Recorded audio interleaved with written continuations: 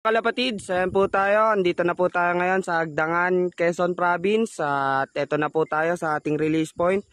3, 2, 1, release! Ayan na mga kalapatids. Ang ating mga warriors nagliliparan na. Ayan na, umangat na ho sila mga kalapatids. Ayan.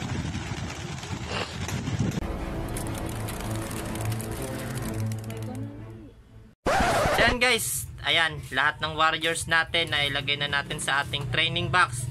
8 lang yung ikakarga natin. Punta na tayo sa loading station tomorrow. Ayun, isang mapagpalang umaga na naman sa ating lahat guys. Yun na nga, dating gawi.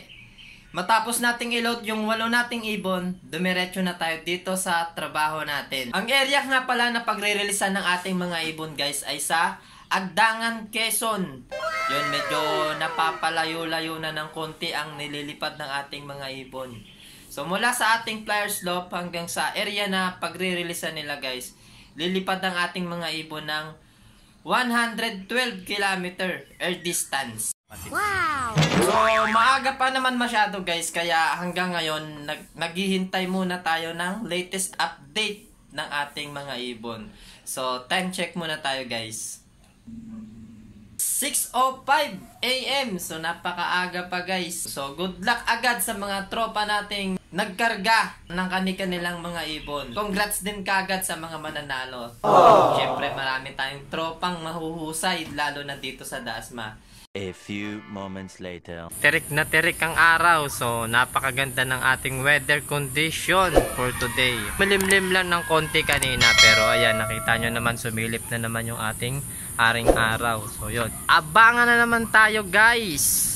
Yan, nirelease ang ating ibon ng 7:20. Good morning mga kalapatids. Ayan po tayo. Andito na po tayo ngayon sa Agdangan, Quezon Province. At eto na po tayo sa ating release point. Ating pa bagong taon naman to mga kalapatids. So, oras natin ay 7:20 mga kalapatids. Bilang na lang tayo ng 5. In 5, 4, 3, 2, 1, release. Dahan-dahan lang. Ano na mga kalapatids, ang ating mga warriors nagliliparan na. Ayan na, umangat na ho sila mga kalapatids. Ayan. So ayan no, good weather tayo mga kalapatids. Ayan ang ating mga warriors. Ayan, good luck sa kanilang lahat. Sana makauwi sila. A few moments later. Yan, meron na tayong isang ibon guys na dumating. Yan. Sino kaya yan? Yan, unang ibon natin. Dumating na rin yung ating first comer lagi. Yan. Pero this time naunahan siya ng isang nating ibon. Pasok na. Yan, siya ngayon yung nauna nating ibon guys. Pasok. Time check. Yan, 8:59.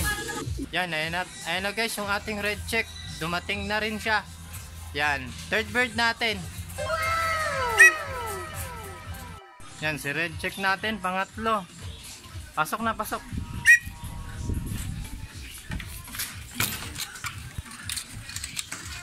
Pasok. Dali, pasok. Grabe tong ibon na to. Ang sakit mo sa bangs. Medyo nagkakaroon siya ng attitude guys. Medyo magkakaroon tayo ng adjustment. Kasi matagal siyang tumatambay.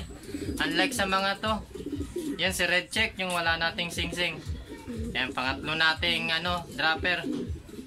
Yan, abang pa tayo sa iba. Yan guys, 3 ibon na yung mga umuuwi sa atin. Yan, yung nakaraang latecomers natin. Siya ngayon yung nangunguna. Ang naging problema sa kanya, matagal siyang tumambay. Katulad nito, pangalawa ulit siya guys. Yan, sige, inom. Yan, uhaw na uhaw. Ayos na. Abang ulit tayo sa iba. Grabe, tindi na itong checkered na to guys. Wala lang siyang sing-sing guys, pero maasahan siya. Pangduluhan kaya yan guys. Yan guys, panlima nating ibon. Yan, 4. Pang-4, panlima. Doon na, doon. Ay, mag-iinom. Yan, papasukin na natin to guys. Yan.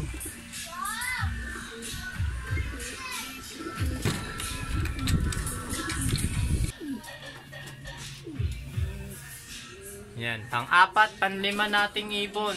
So yan guys, umuwi na yung isa natin. Yung kinamusta niya na kagad yung pares niya. Yan, very good. Pati itong naka-club ring natin, naka CSWRPC. Yan. Naunahan ka ng kapatid mo. Ito yun guys, yung kapatid niya. Yan. Hen naman to guys. Ito yung unang-una nating dumating na ibon. Yung nakaraang video natin, siya yung nahuli. Pero ngayon, nagpakitang gila siya ng konti. Yan, inunahan niya lahat ng mga kasama niya. Yan, abangan pa natin yung iba nating tropa. Mamaya na ulit. Later. Yan, dumating na si Pula.